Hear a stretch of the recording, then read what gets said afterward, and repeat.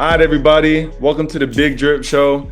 It's the BLE champs. And here we got the Kid AZ, we got Musa Bandana, and we got the videographer himself, Chris Jackson. So this podcast is about the hip-hop life in China, everything about it, inside of China and outside of China. So we're going to ask some questions focusing on those areas. We're going to have fun with it. We're going to keep it real, 100. Here we go. BLE. You know what I'm saying? Flexing when we put up on the scene. Outcast, so fresh, so clean. Big drip. When you see us, yeah, we doing big things. Iced out chain, we just said it from King. Big drip. Flexing when we pull up on the scene. Outcast, so fresh, so clean. Big drip. So Musa Bandana has been here from the beginning. He's one of the founders of BLE. He's been doing rap. He's from New York. But I don't want to tell the story, so I'm going to let him tell the story. So, Mr. Bandana, what brought you to China, and why did you choose China as the foundation for your hip hop? To China is why a lot of expat people come to China in the first place. Like, people want to travel, and the easiest way to travel is to teach abroad. And so I felt like I could teach abroad and still travel the world, being in Shanghai. So that's how I ended up coming here originally. But I also make music and I also rap. So I've been doing that since I was a little kid. So I didn't start doing that when I came out here. Originally, I just started teaching, and then I ended up doing live shows, and then I started meeting other people, and I started meeting AZ. I met Ricky. I knew Ricky for a while, but we didn't really start the BLE stuff until later on. And I started making music, and then MCing at shows, and then I started meeting a lot of different people. So then we all have one common interest. So that's how we ended up forming this team, and we go and perform shows different places.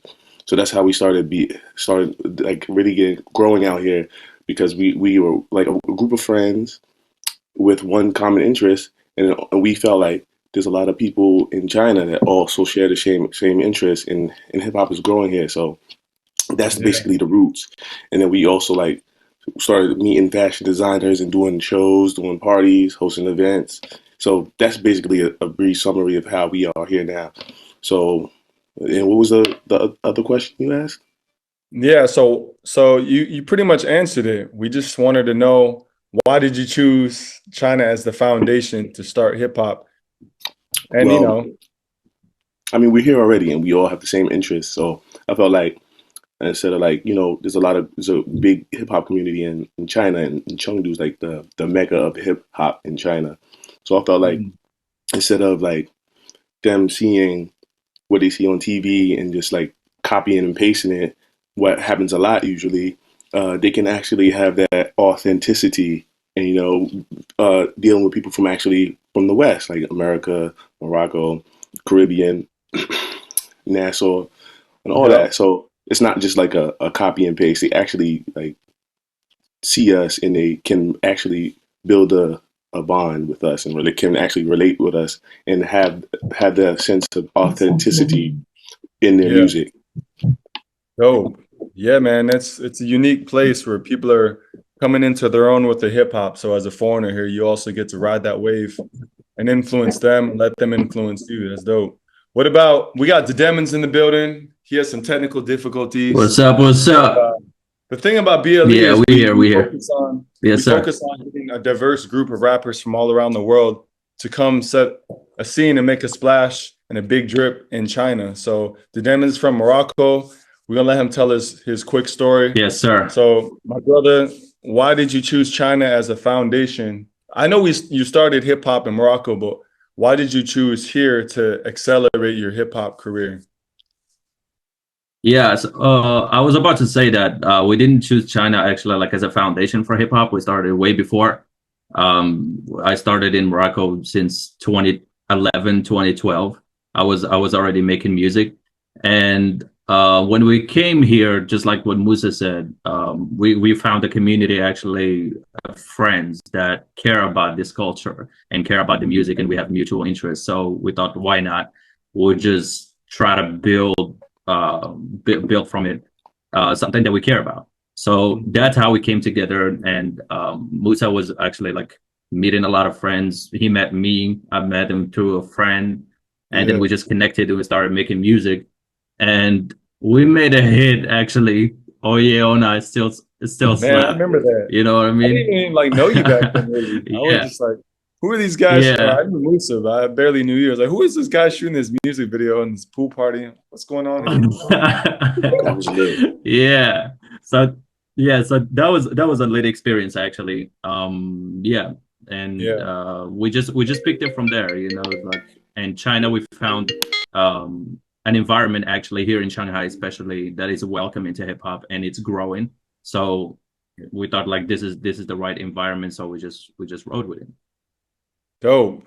Yeah, man. This is the future, really. It's one of the last like untapped markets, hip hop economies or markets in the world that has a lot of potential for growth. And you guys are right in the middle of it. So some exciting future. And we got the kid AZ from the Bahamas. You know, he's multi-talented. He's on the sticks right now, but we want him to tell us his story on how he ended up in China and why he chooses China as a place to grow his hip hop career currently. Well, honestly, I just came here to go for schooling at first, because when people who come to China, like I don't think music was on anybody's mind when they first came to China. Right. So like it just gradually became a thing. I could say that. Yeah. But like it's an experience to like grow your fan base or whatever, because it's a foreign country. It's not like a place you're used to. Mm-hmm. But you meet like a bunch of different, multiple different type of people to just to vibe with and make all type of music with. Because I made songs with everybody inside this group right now. Yeah, pretty much. I got We Lit with Med. I got Fashion and Slow Down with Musa. Yeah, and other artists too. It just shows you that you can come together with anybody in this country and do what you got to do.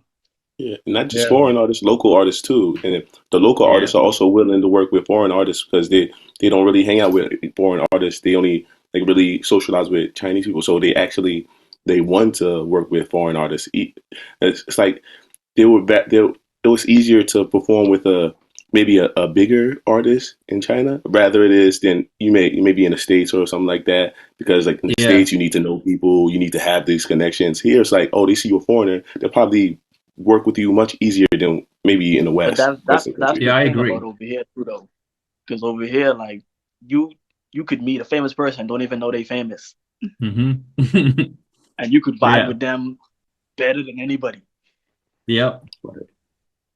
Yeah, you know, Shanghai is a unique place in the world because it's probably the most diverse in my experiences here. It's the most diverse nationalistic wise. There's so many nationalities here, probably more than any other city in Asia, in my opinion. So with that diversity of all these different cultures, all these different styles, and they all just kind of blend together. Like I didn't plan on doing BLE when I first came here.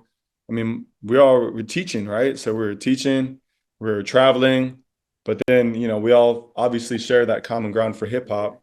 And I was, you know, trying to look for business opportunities. And because China is still growing, and it's opening its doors to the world, it presented opportunities to start the business side of Best Life Entertainment as well. So that's how Musa and I got involved. You know, I try to handle the business aspect. He did the music and entertainment. So yeah, it's a great place. It's built a foundation for us. Even our guy, Chris Jessic over here can attest to that. He's here in China doing videography. He's killing it. He's helping us with all kinds of aspects of the visuals. So since you're in here in this meeting, we're going to give you some love too. Why did you choose China as the foundation for your video company, your editing company? Thanks, man. No, you know, I first started doing business out here in mainland China back in 2011. And my brother lives in Hong Kong, and he's been out in Hong Kong for about 8 years. So he and I are both musicians as well. I was doing some producing of hip hop when I was in Brooklyn before I moved out here in 2016. You can see I've got a music studio behind me, but I come from kind of like more of like a punk rock and metal background, and then DJing. As far as just living in Shanghai, it's definitely like you were saying, it's got a lot of promise for creativity into the future. There's a lot more room to be able to accomplish new creative things here, as opposed to other cities, like maybe like New York, where it's already kind of there and it's already happened in a big way. There's more room. And then also I love just doing business across other cities like Chengdu, Chongqing, where there's a great hip hop scene and everything too. So yeah, man, it's always exciting.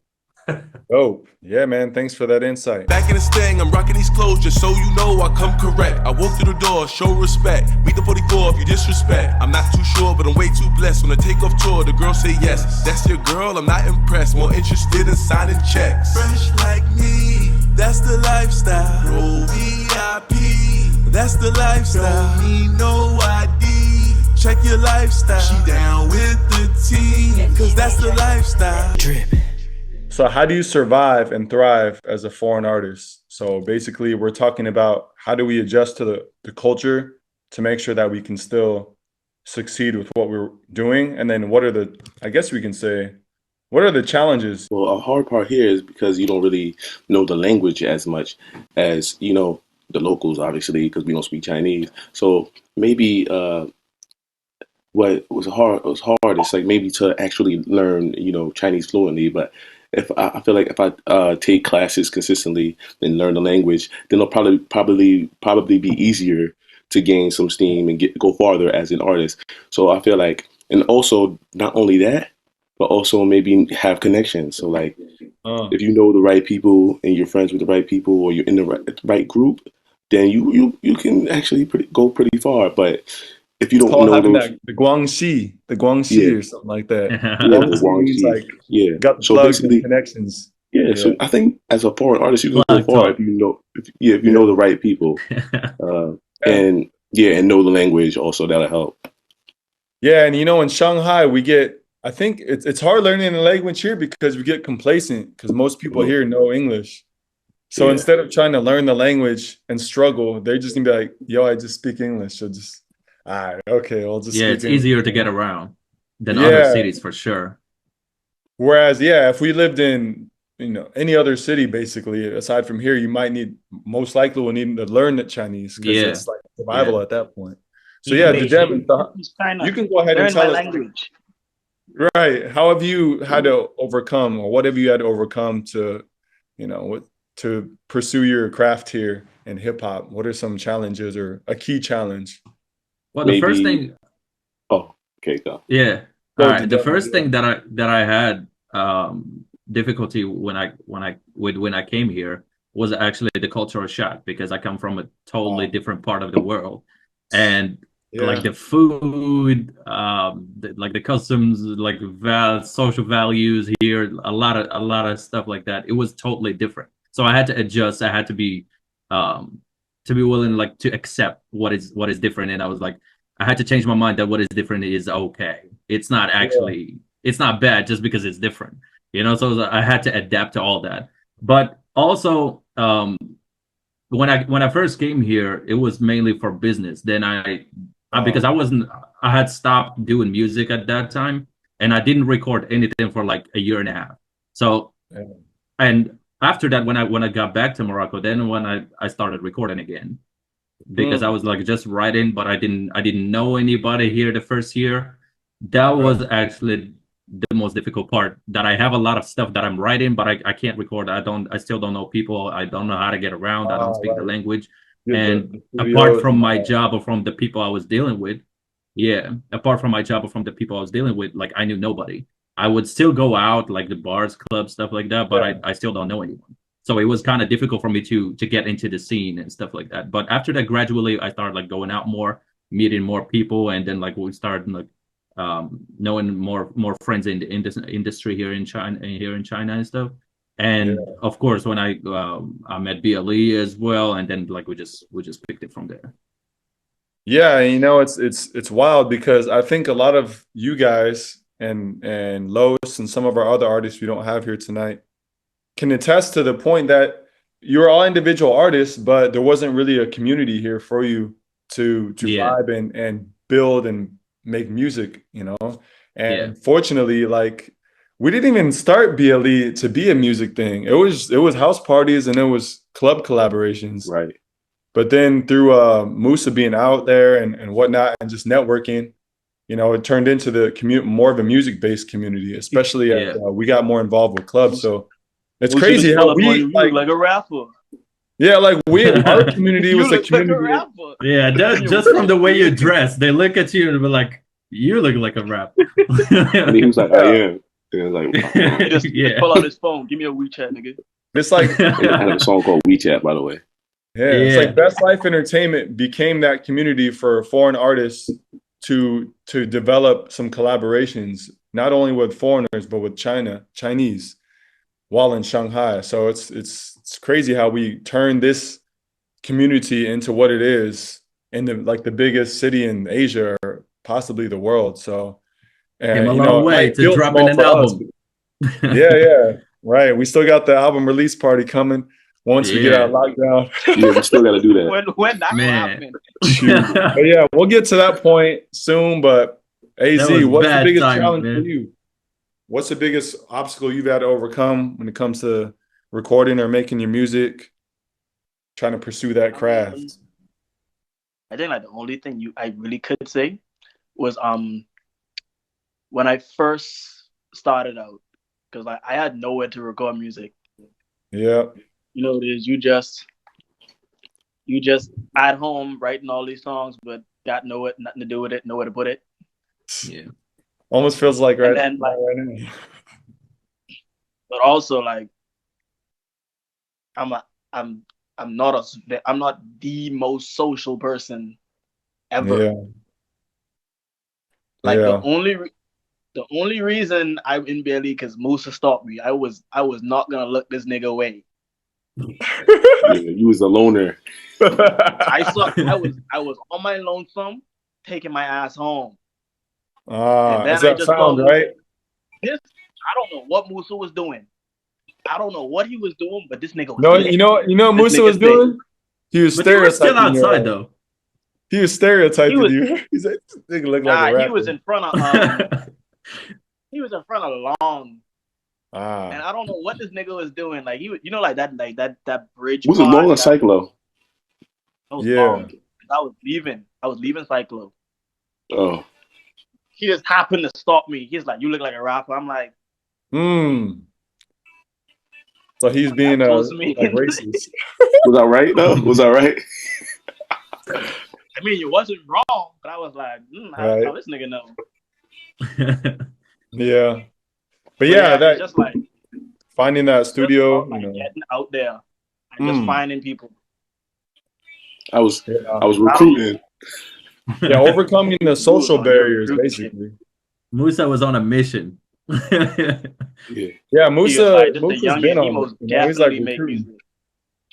Like picking your own cats out the I'd streets. be at home doing stuff, whatever, paperwork, studying. Like I haven't stopped studying in like 3.5 years. But Musa would be out there in the streets meeting everybody. Yeah, because I'll be MCing. The street. Because I'll be MCing. Yeah, Musa, man, he the voice of the street. Voice of the streets, we call. No, because I would MC. I'll be out because I'll be MCing. Oh, right. And then he started MCing. Yeah, not just being out. Lockdown, right? Yeah. Yeah, we gonna say you was MCing, but we know what you was in them streets doing. Yeah. All right. Well, let's get Chris in it. So, what's been the biggest obstacle for you to develop your company here? I mean, starting my own company, it's like my 1-year anniversary of my own company becoming official in Shanghai. Before that, though, I was working for another company, but I decided to take it just off on my own and, have ownership and also to be able to pick and choose different clients to work with. So it was already a New York-based company since 2014, but it was always kind of like my side jam. And then this was just me putting it front and center. I think that the biggest challenge is just setting up a company, your own company in China as a foreigner, transferring your own work visa and your work permit onto your own company. Like that was huge. You champion that because like we have ours, but it hasn't been our official like visa holder yet. But you did that, and that's hard. That's rare. Yeah, it's quite stressful though. Yeah, dealing with visa issues, we can say that. I mean, that has to do with everything because if you don't have your visa right, then you're gonna not be able to do anything in China. You can't do your music. Yeah, exactly. You can't make whatever you're teaching or make your money. So yeah, getting that visa situation right. Yeah, man, that's the one good thing about having a work visa here, like teaching and stuff, because that's stable. You know that visa is stable. You don't got to worry about anything else. Right. If you like have another career, it's like hard. It's like maybe every 4 months you got to switch visas or something like that. Yeah. Right. They say, 401 visa in my country. Interesting. I don't Go know. teach. It's just important. That's where the guanxi is important, and knowing the right people. My business manager is awesome, and she was the one who kind of made it all happen. But you need that insider. Who's your business manager? Sophia. Right. Yeah. So I'm working with her right now. Again, I thought she just set your business up, but didn't like manage it. But she's it's I call her my business manager because my accounting happens through her office, like all that stuff. Like it's a consistent, ongoing working basis. So I mean, she's not necessarily a member of my company, but she's like my guardian angel. Yeah. So yeah, we can see here the visa stuff, the paperwork, she's all that. She's your local angel. Yeah. So if you guys don't know what guanxi is, for those who are listening, guanxi basically means having the plugs, having the connects in the network, because for many Chinese businesses and individuals to become successful in China, they usually have a strong family and social network to help them elevate and get to the next level and actually get over certain hurdles and boundaries, whether it's government or whatever. Like having a guanxi or person on the inside can help you bypass a lot of stuff you normally not be able to bypass. So that's guanxi. Look at my neck, it dripping like water, Versace my vest. This shit you can't order, can't copy my style, can't copy my fashion. Fuck with my crew when we ready for action. She love when the kid high fashion, diamonds all over, she like when they dancing. Turn on the camera, the flashes they blasting. Turn up the faucet, my drip fill up glasses. Lights all on me, she wanna fuck it, she want it. She won't give head for the fashion, she wanna ride for the action. Drip. All right, so we've been out here. We always in the streets. We out found 158, the social epicenters of Shanghai. It's always cracking. It's always lively. It's always litty. And we just want to know, like, what's the best thing about the nightlife scene that draws you out and makes you want to just be in the moment? So we're going to start with the Demons. We're going to run it through you, and you hand it off to the next. So what is it about the nightlife scene that brings you alive? The nightlife here in Shanghai, especially, it's wild. Yeah. Here in Shanghai, it's wild. Like, except from the connections that you can make and like the different people that you can meet, like every night, like you meet totally different people. Sometimes you meet the same people at some places, but like there are always like different people to meet and stuff like that. But that in itself actually is enriching. Like, for example, for somebody who just came here for, like the first, they're gonna be like a really different community, like to socialize with and not to just stay in their bubble. Like, for example, AZ would, like what AZ said. At first he was a loner, but then after that, it's like he just started knowing everyone. I can almost even say the same. Nah. You gotta take that back. Nah, I don't know everybody. Everybody know me. Well, if you put it that way, I don't know. Just somebody. Oh, I've seen him before. Yeah, I recognize that guy. Yeah, like that. He looks like a rapper. That's what it was. He looks like he raps. He's black. He's wearing jewelry. He looks like a rapper. Yeah, but that's all I can say about the nightlife in Shanghai. It's very rich, actually. Like everything, whatever it is you're looking for, you can find it in the nightlife of Shanghai. That's it. That's all I can say. That's a good way to put it. So Musa Bandana, we know you're the man of the streets. So tell us about your nightlife escapades. I wouldn't say all that, but it's cool. Shanghai nightlife is pretty good. Like, I remember when I first came to Shanghai, I wasn't even expecting it to be like this. I thought it would be like, okay, you go there, I'm gonna go to work. People was gonna be more low key, kung fu on the streets. Yeah, doing kung fu on the streets, Tai Chi. I mean, you can actually see that sometimes, but like the old people doing Tai Chi on the streets. But what stands out here in China. You didn't expect it to be like Vegas style nightlife, or like what's another city? So like maybe Americans. okay. Western. Yeah, I wasn't expecting that, but actually, it could be like Vegas, but without the gambling and without the strip clubs. Right. Yeah. Other than that, you can say it's similar. Right. To say the least. Agree. Well, I mean, we all know why. The women out here, they're beautiful. They come from all different places, just like we come from different places, the artists. So it's a beautiful melting pot of opportunities. If you like Eastern European, you can meet Eastern European girls. You can meet African girls. You can meet, obviously Asians, but mostly Chinese. Although there are a lot of Koreans and Japanese here. So it's a great place to, not only make music, but also make some beautiful connections with the local girls and the foreign girls here. So yeah, it's one of those cities. Must be nice. What about you, Chris? What do you love about the Shanghai nightlife? I think it's just the diversity of options, because I kind of I would say that my friends are kind of about half foreign, half local, and so I like that I can kind of like experience a lot of different things no matter what the options are. Well, ever since you guys, opened, and worked together at One Oak, that's always been an exciting place. Yeah. Looking forward to it reopening. That's wild there because there's just money there, and you can just see it. It's crazy. It's crazy. So. Yeah, and I guess I can throw my bone in on that one. Is One Oak. I work with One Oak or work for One Oak through BLE, but the clubs out here in China. The great thing about the clubs is that you can be meeting, like someone mentioned earlier, I forgot. You can be meeting people that are famous or connected or have the Guangxi. I think AZ mentioned it, right? And you can be at the club and you're just drinking and dancing. You don't even know who this person is. You're just vibing. You get their WeChat or their contact. Their WeChat's the messaging platform here in China. Yeah. And then you're just chopping it up. You both are getting drunk. You're just vibing out, and you realize this person owns this and that, or does this X, Y, and Z. And then now you hit them up the next day. Yo, it was dope having a drink with you last night. You mentioned this. Let's talk about this in time over over a coffee or something. And then you got that plug, you got that Guangxi. So you're building that network.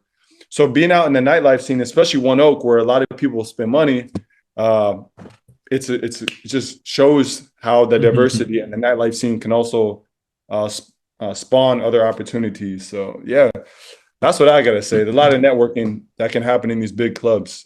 What about AG? Sure. Yeah. What's the kid like? Saying?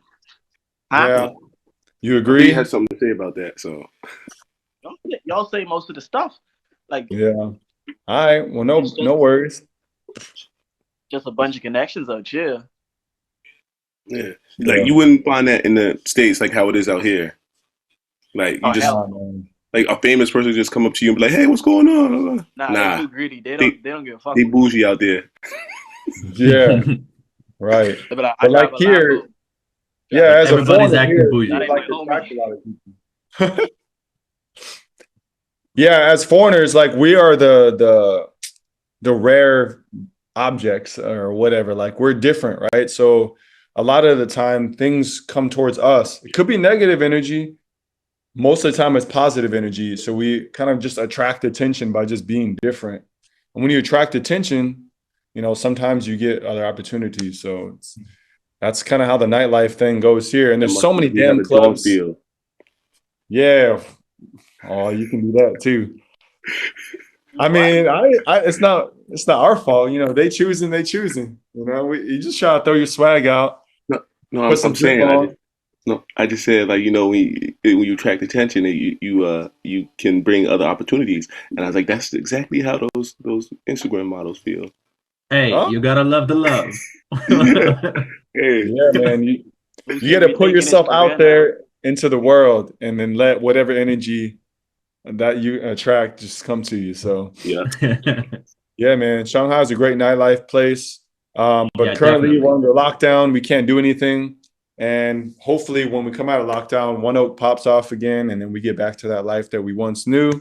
Yeah. And just get it litty. Started from nothing, my mind in my pockets be talking, ayy. I'ma always be rapping, I always be ripping my city forever. Hannah Montana, but says on the low. French Montana, simple from my bros. Attracting money, you can never say no. The anthem is clear, checks over hoes, yeah. Ballin'. Rocking my brain till the morning. Practice every day, weekend holidays, all on the name of the glory. All of them say that I'm naughty. They don't know half of the story. All right, so recently, since February 2022, Shanghai, as the world probably already knows because it's in all the damn news all the time, Shanghai's been under lockdown, COVID surge, but Chinese policy has you kind of stay home and take care of yourself and everything you got to do, whether it's music or business, from home. Right. So we want to know, like, how has the COVID lockdowns affected your music currently, and what do you plan to do as soon as lockdown's up? So let's start with the kid, and we'll go from there. Pretty much that whole thing, like, it would affect people like who don't have like a studio at home. Yeah, right. Because people trying to save up and say, all right, I want to build my little home set. But like at this time, if you don't got no home studio, all you could do is probably just try to find beats and write to it. Yeah, that's the most you could do. That's the most you could do right now. But if you're just preparing for when everything finish. But if you already have like a mic and stuff like that, it's fine. You just can't do like no visual shit or nothing. Yeah. So that's tough. We can't get to the studios if you don't have a studio, or you can't even collab on some songs. I know it's easier to sometimes write your music and create a song when you're with that artist, I guess. But I'm not a rapper. I'm just saying what I think. Yeah, and then like it also like it stops you from like putting out content or whatever, because ain't nobody gonna be into watching the same content you putting up 10, 20 times. Yeah. Well, so you gotta be able to create new content. Well, that's what this lockdown has kind of allowed people to do, is create different types of content that wouldn't require them to be somewhere in person. So, I mean, there's drawbacks. You can't record your songs, but then you can also try to be creative in another way. Yeah. What about you, the Demons? So what has been like the obstacle, I guess you can say, lockdown obstacle number one? For me, like when it comes to the music side, the first obstacle that I have is just performing and making visuals. Performing for sure, like we can't perform anywhere since we can't go anywhere. And visuals, it's kind of, even though like you can right now, like you can make visuals with anything, literally by your phone. You can use your phone to make a music video. That's what I did actually. Like 2 weeks ago, I shot a music video for the song "Come Through." It's the 4th song on the Ski series, and we shot a video actually in our neighborhood here, right outside. And I saw that.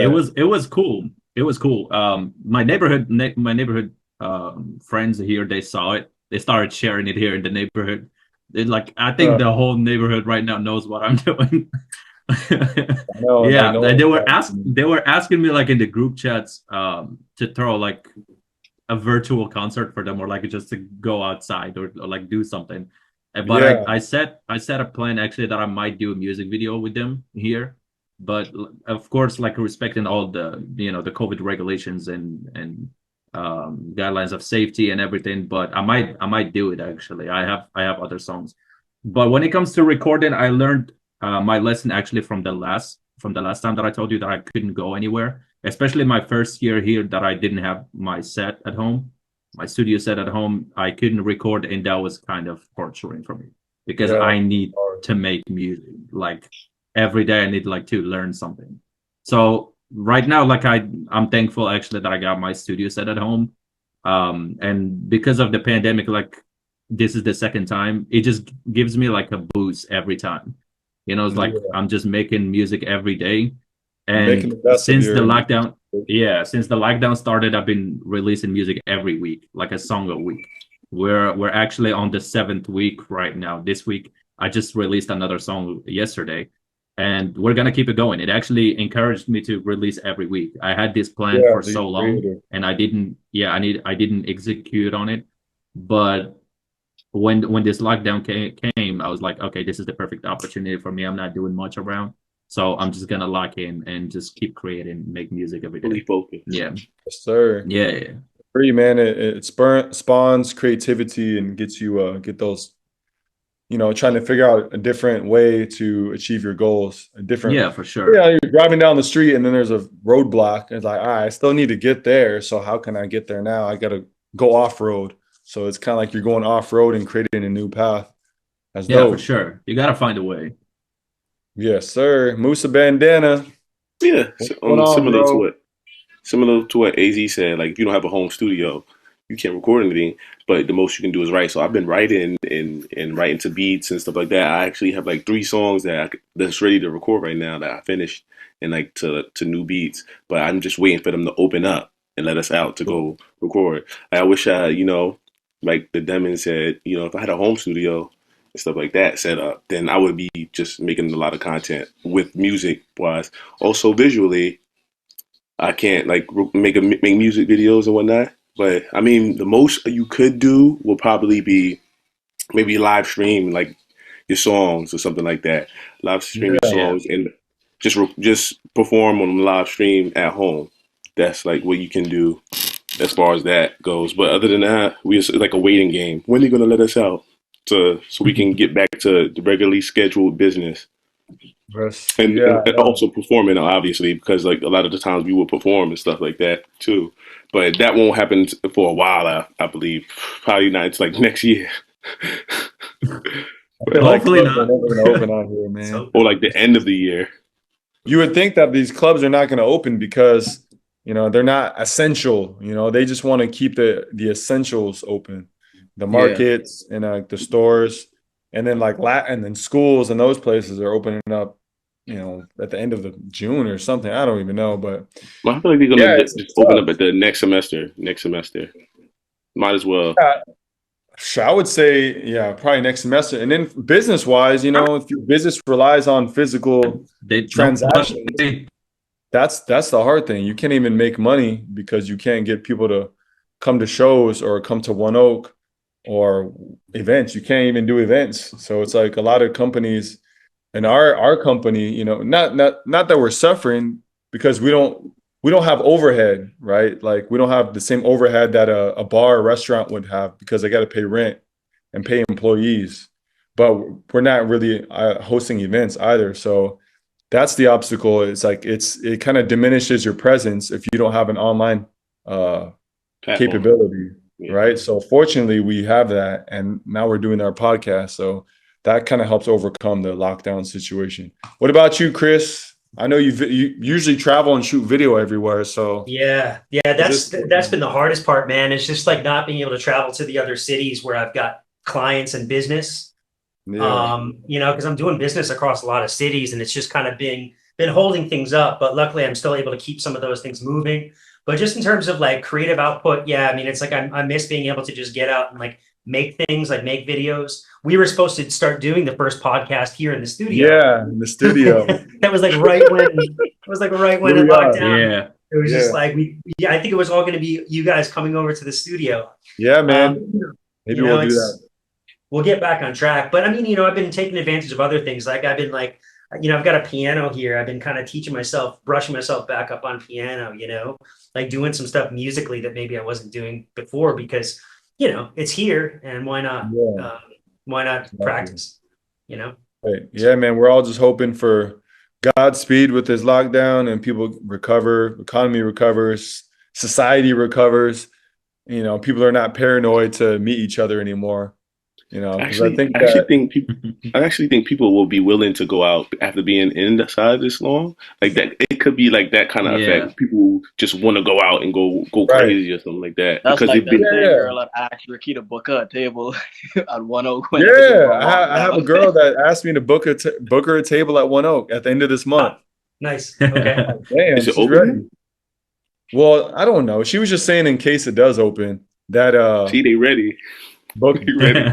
I'm saying like I'm leaving China, you know, at least for a year. Like I would love to come back after a year when things are settled and I can get a visa through either BLE or this other company, this venture I'm starting. And then I can come back as a businessman and not as a teacher. And then when I come back, then we can, you know, do a lot more and get things popping. But while I'm gone, I'm still going to work for One Oak through booking and helping with their marketing and whatnot, and maybe having some promotions. But yeah, I would love to get back in the club, man. That place is great. But I can't say that I miss it too much because at least I got more sleep. You know, you guys know I was working at crazy ass, like sleeping 4 hours or something, and then going to work. Yeah, it Anyways, drains your energy. Yeah, man. The lockdown's tough. We know everybody out there in the world is somewhat living it up in the West, or depending on where you're at. We out here in lockdown, Shanghai 2022. We're surviving. We're working hard. We can't wait to get out and get shit popping again. So that's the Big Drip Show podcast episode 1. We happy that you all came to join us. These are the artists. Stay tuned for more. We got hella artists. We got about 30 to 50. We got dancers. We got rappers. We got MCs and DJs. We're going to be bringing them on the show on a routine basis, giving you a taste of what they bring to China and their music and hip hop careers. So for now, this is it. Thanks for joining. We lit. Drip.